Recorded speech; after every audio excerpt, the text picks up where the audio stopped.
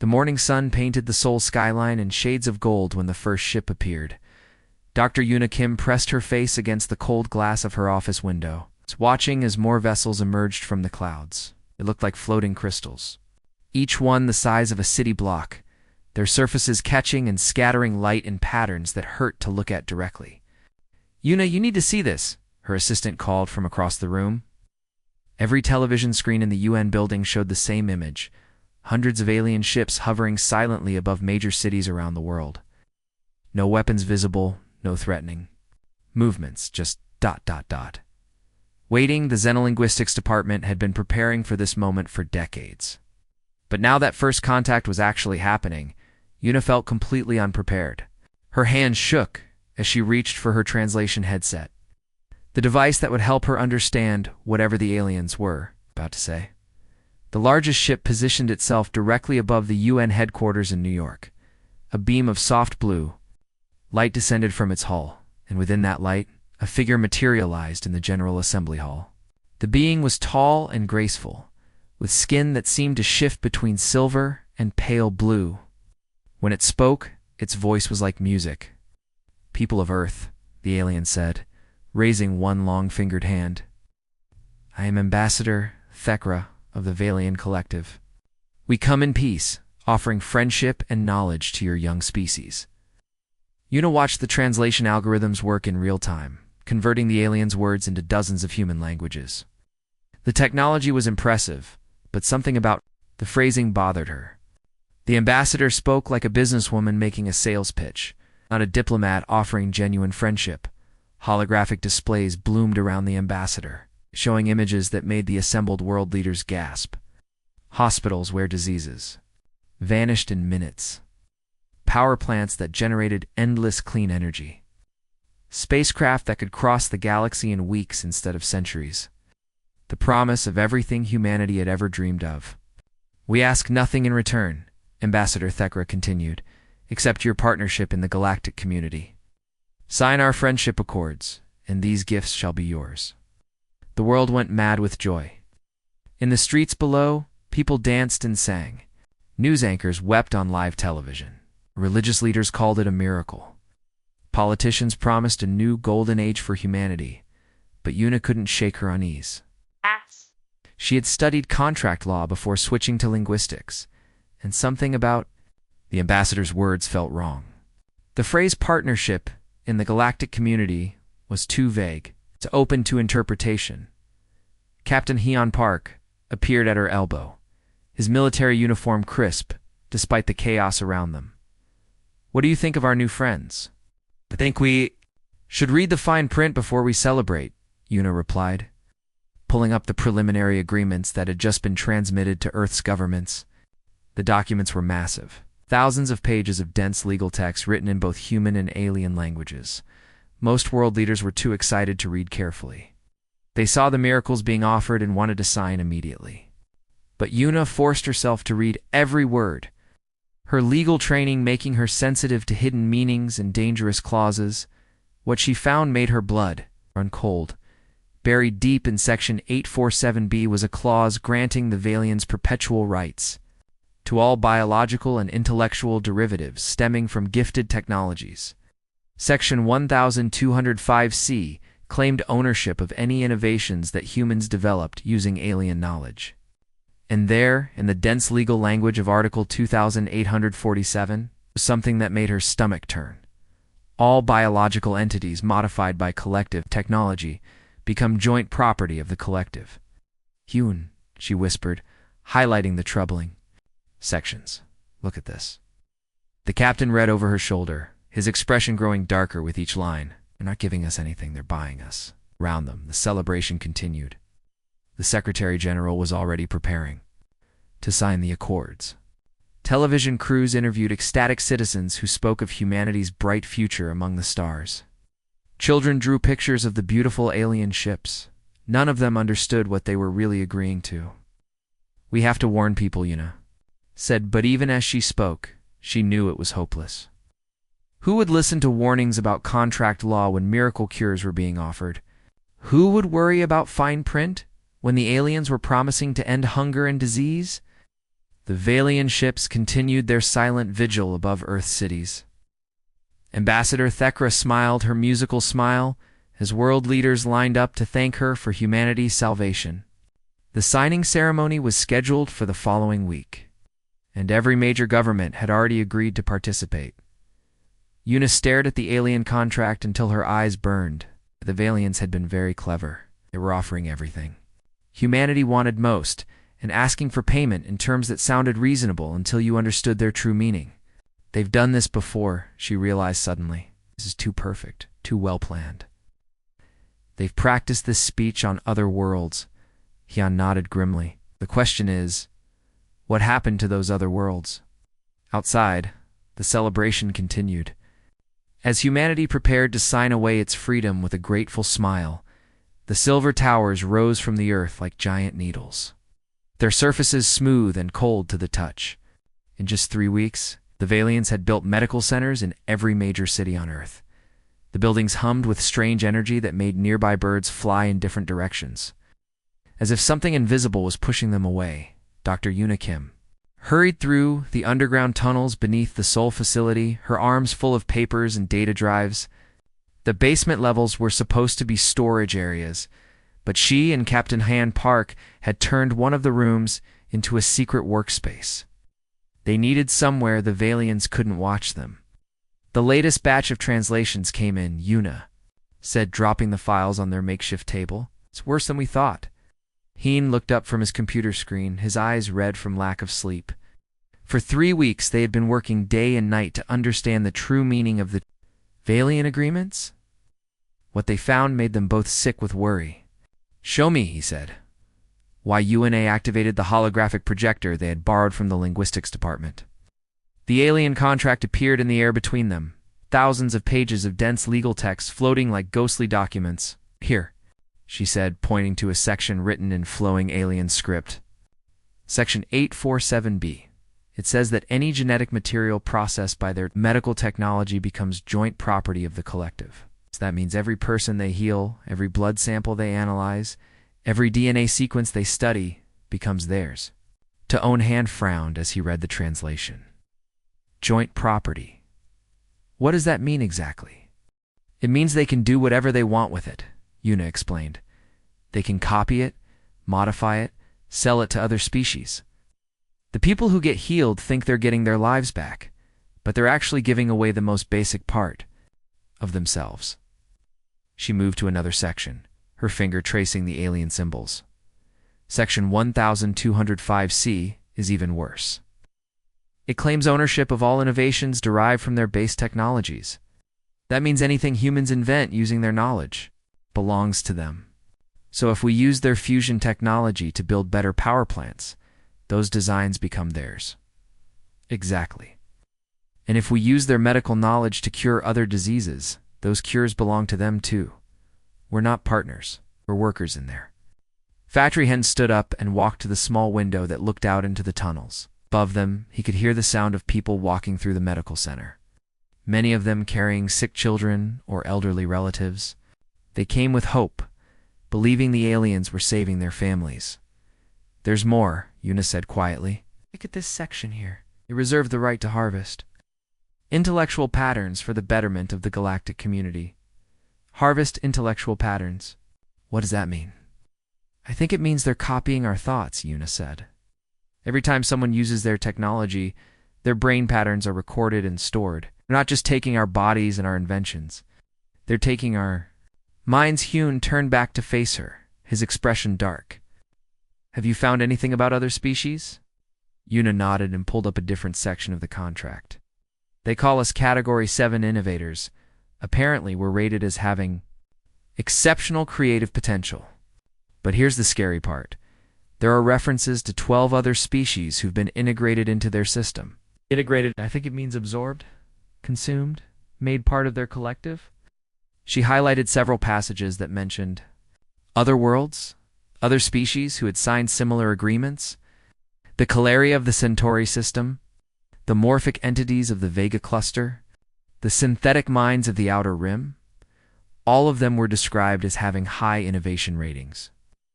All of them signed friendship accords with the Valians, and now Now they're all listed as integrated assets in the collective's database. Above them, the sound of celebration echoed through the building. The evening news was playing on screens throughout the facility, showing another miracle cure. A little girl in Mumbai who had been dying of a rare genetic disease was now running and playing like any healthy child. Her parents wept with joy. As reporters interviewed them about the wonderful aliens who had saved their daughter, "We need to warn people," Hayan said, watching the news report. "They have to know what they're really agreeing to." "With what proof?" Yuna asked bitterly. "Look at them. That child was dying 3 hours ago. Now she's healthy." Her parents would probably attack anyone who suggested the Valiants were dangerous. But we have the contracts. We have the translations. We have legal documents that most people can't read and wouldn't understand if they could. Meanwhile, the Valiants are performing miracles every day. Children are being cured of cancer. Blind people are getting their sight back. Paralyzed people are walking again. Hyun sat back down, his shoulders slumping. "So what do? We keep translating. We keep documenting. And we hope we can find something that will make people listen before it's too late." But even as she spoke, Yuna knew they were running out of time. The Valiants had been too clever, too patient. They had offered humanity exactly what it wanted most, and asked for payment in terms that sounded reasonable until you understood their true cost. The trap was closing, and humanity was walking into it with grateful smiles. The alarms started screaming at exactly 9:47 a.m. On a Tuesday morning in March, Dr. Yuna Kim looked up from her desk in the underground room where she had been working for weeks, translating alien documents and trying to warn anyone who would listen. The sound was different from the usual building alerts. This was an emergency signal that made her heart race. Above her head, the lights flickered and went out. Emergency power kicked in, bathing everything in red light, the thin walls. She could hear people shouting and running in the corridors. Above, Yuna grabbed her tablet and tried to access the building's communication system. The screen flickered once, twice, then showed an image that made her blood freeze. Ambassador Thekura's face filled the display, but she looked nothing like the kind gentle alien who had spoken to the world 3 months ago. The ambassador's silver-blue skin seemed darker now, almost metallic. Her eyes, which had once seemed warm and caring, were cold and empty. When she spoke, her musical voice carried no emotion at all. "Citizens of Earth," she said, "we regret to inform you that your governments have defaulted on several key provisions of our agreements, effective immediately. The collective will be exercising our contractual rights to biological and intellectual property." Yuna's hands shook as she watched the broadcast. This was what she had feared, what she had tried to warn people about. The Valians were finally showing their true face. All persons who have received medical treatment from collective facilities are now considered integrated assets, the ambassador continued. All research derived from collective technology belongs to the collective. All biological material modified by our systems is now collective property. The screen went black. Then, throughout the building, Yuna heard a sound that would haunt her for the rest of her life, the hum of alien technology powering up. Followed by the screams of her colleagues, she ran to the small window that looked out into the main corridor. What she saw made her stomach turn. Tall figures in dark suits were walking through the hallways, their movements too smooth and coordinated to be human. Behind them floated small, silver devices that scanned everything they passed. These weren't the same aliens who had greeted Earth with smiles and promises. These were enforcers, and they moved through the building like they owned it. Dr. Supark, the facility director, stood in the main hallway trying to block their path. "You can't do this," she shouted. "We're not your property." One of the enforcers stopped and consulted a glowing display that appeared in the air beside him. "Article 2847 of the signed accords indicates otherwise," he said in a voice that sounded like machinery trying to speak. "All biological entities modified by collective technology and all intellectual derivatives thereof belong to the collective. You agreed to these terms.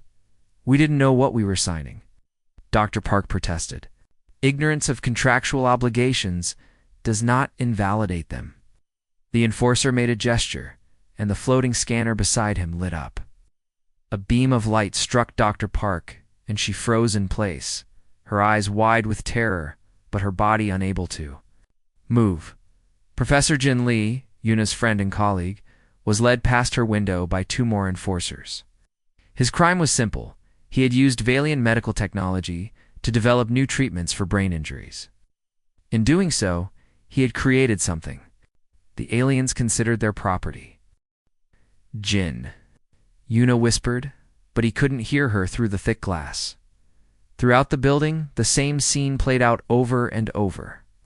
Anyone who had used alien technology, anyone who had benefited from their medical treatments, anyone who had worked with their devices was being collected like livestock. Yuna pressed herself against the wall and tried to think. She had never used the alien medical technology. Her suspicious nature had kept her away from their facilities. But how long before they decided that her knowledge of their language and contracts made her valuable too? Her tablet buzzed with an incoming message. It was from Captain Hyon Park, and it contained only a few words. Military district under attack. Weapons useless. Energy shields. Fall back to safe house. Through her window, she could see more enforcers moving through the corridors. They weren't hurrying. They moved with the confidence of people who knew they had already won. Behind them, floating devices scanned the walls and floors.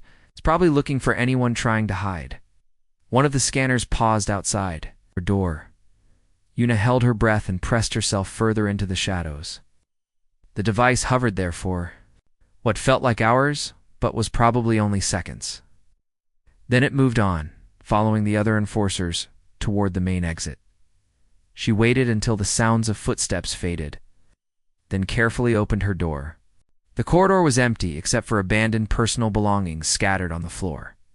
A coffee cup sat on a desk, still warm. A child's drawing of the friendly aliens lay crumpled beside an overturned chair. In the space of one morning half, the human population had been collected like a harvest. The Valians had revealed their true nature. They weren't conquerors who wanted to rule Earth. They were farmers who had carefully cultivated humanity until it was ready to be harvested. But they had made one mistake. They had underestimated what humans would do when their freedom was threatened. The subway tunnels beneath Seoul had been abandoned for years, but now they buzzed with desperate activity. Emergency lights cast long shadows on the concrete walls. As people worked at makeshift tables made from old doors and broken concrete blocks, the air smelled of rust and fear. But also something else, determination. Dr. Yuna Kim sat hunched over a collection of ancient computers that looked like museum pieces compared to the sleek alien technology that had taken over the world above. Her fingers moved quickly across the keyboard as she sent messages to similar groups hiding in tunnels, basements, and caves around the globe. Status report from London, she called out to the room. They've lost contact with the Paracel, but Madrid is still operational.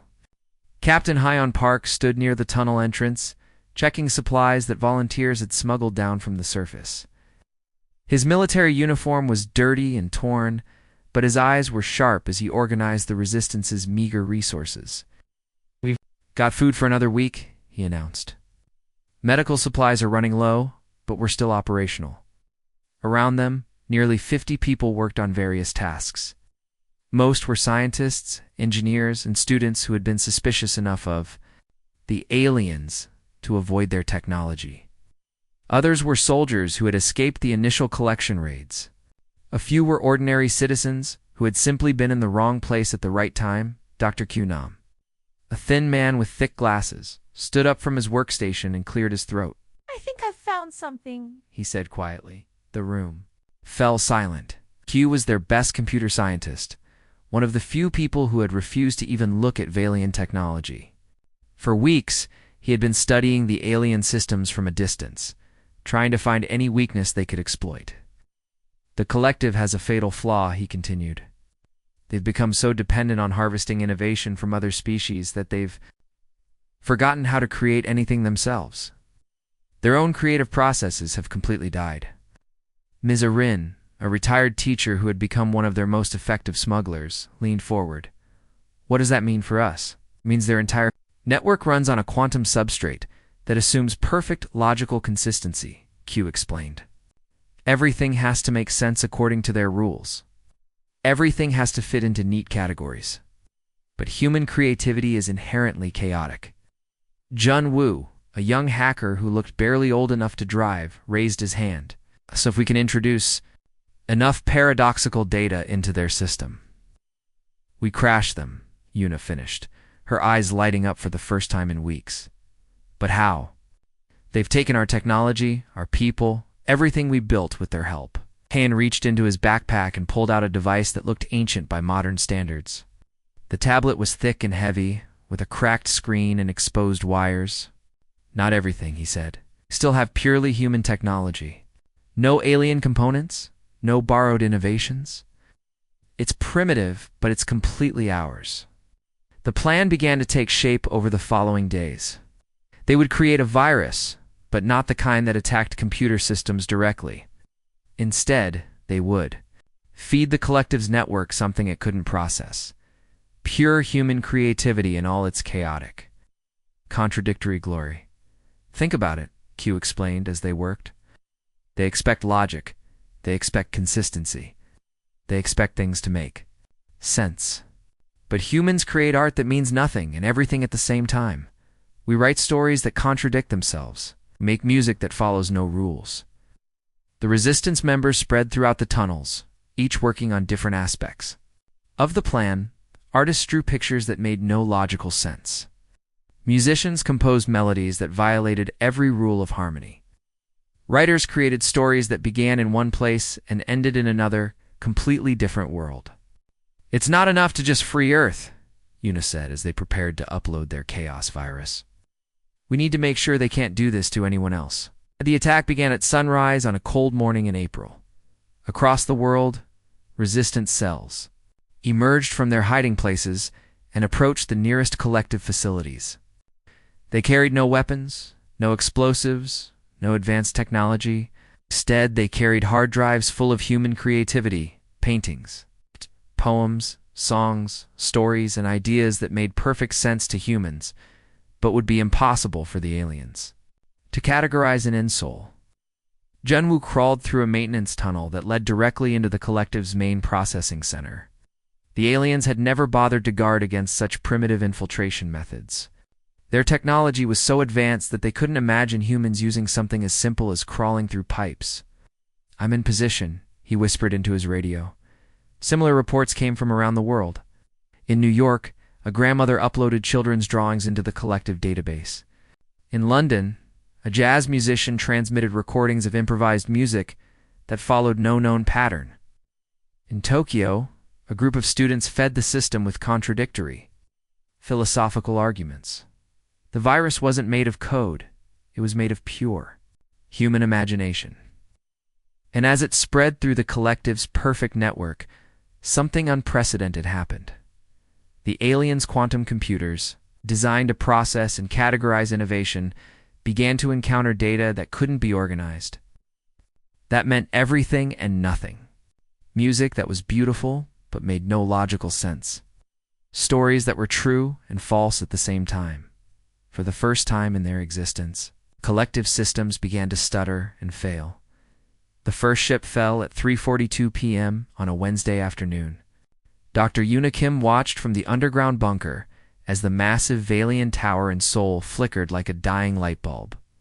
The smooth silver walls that had seemed so permanent began to crack and crumble. Sparks flew from the alien machinery inside, and then the entire structure went dark. It's working, Junwoo shouted from his computer station. The virus is spreading through their network. All around the world, similar scenes were happening. Chaos virus that the resistance had created was doing exactly what they had hoped. The collective's quantum computers, designed to process logical information, were choking on the flood of human creativity that made no sense to their ordered minds. Through the bunker's communication system, they could hear the panic in the aliens. Voices. Ambassador Thekra's final transmission crackled with static and fear, emotions that humans had never heard from the collective before. This is impossible, she kept repeating, as her ship prepared to leave Earth. No species has ever pure. Creativity is too chaotic. We cannot process. We cannot understand. Above ground, the alien ships that had hovered over Earth's cities for months began to shake and spin out of control. Their perfect formations broke apart as individual vessels fled in different directions. Some crashed into the ocean. Others managed to escape into space, but they moved like wounded animals instead of the efficient machines they had been. "Look at this," Genwu called out, pointing to his screen. "The virus isn't just affecting Earth, it's spreading to every world. The collective has touched. The communication frequencies that the aliens used to coordinate their operations across the galaxy had become their weakness. The chaos virus was traveling along those same channels, reaching every planet where the collective had harvested other species. We're getting signals from the Kepler system," reported Ms. Arin, who had become their expert on alien communications. "The Rathani species is rebelling. We're using our virus to break free from collective control." Similar reports came from across the galaxy. Species that had been harvested and enslaved for generations were suddenly fighting back. The virus wasn't just freeing Earth, it was freeing everyone. But victory came with a price. In the months that followed, Earth faced the harsh reality of life without alien technology. The fusion reactors that had provided clean energy shut down. The medical devices that had cured diseases stopped working. The transportation systems that had relied on collective technology ground to a halt. Hospitals overflowed with patients who could no longer access alien medical treatments. Power grids failed, plunging cities into darkness. The easy solutions that the collective had provided were gone, and humanity had to face its problems with only human knowledge and human tools. "We're back to where we started," Hayan said during one of their planning meetings. "Maybe worse." "No," Una replied, looking around at the faces of the people working in the rebuilt Sol facility. "We're not the same as we were before. We're stronger." She was right. The crisis had changed humanity in ways that prosperity never could. Countries that had been enemies now worked together to solve common problems. Scientists who had competed for funding now shared their research freely. Engineers who had guarded their secrets now collaborated on projects that benefited everyone. The creativity that had defeated the collective was now focused on rebuilding Earth. Artists worked with engineers to design beautiful and functional buildings. Musicians helped mathematicians find new patterns in complex equations. Writers collaborated with scientists to explain difficult concepts in ways that everyone could understand. "We're receiving another transmission," Arin announced from her station. "This one is from the Zephyrian worlds in the Andromeda sector. They want to know if we can help them free other enslaved systems." Una smiled as she looked up at the stars through the facility's new windows. The galaxy was full of species who had been exploited by those who promised easy solutions. But now, they had something the collective had never expected: hope, backed by the knowledge that freedom was possible. "Tell them we're coming," she said. The irony wasn't lost on her. Humanity was now preparing to travel to other worlds, but not as conquerors or traitors. They were going as liberators, carrying the one thing that the collective couldn't steal or copy: the chaotic, contradictory, beautiful creativity that made humans human. Hayon approached her with a tablet showing the designs for Earth's first independent faster-than-light engine. It was built entirely with human technology, powered by human ingenuity, and designed to carry human values to the stars. "Ready for the next phase?" he asked. Una nodded, thinking about all the species waiting for freedom, all the worlds that needed to remember what it meant to create rather than simply harvest. The collective had taught humanity an important lesson: that the greatest gifts didn't come from others, but from the courage to stand up and create something better themselves. "Let's go give the galaxy back its creativity," she said. Above them, the stars waited, no longer symbols of alien dominance, but beacons of hope for every species that had ever dreamed of freedom. The harvest was over. The age of liberation had begun.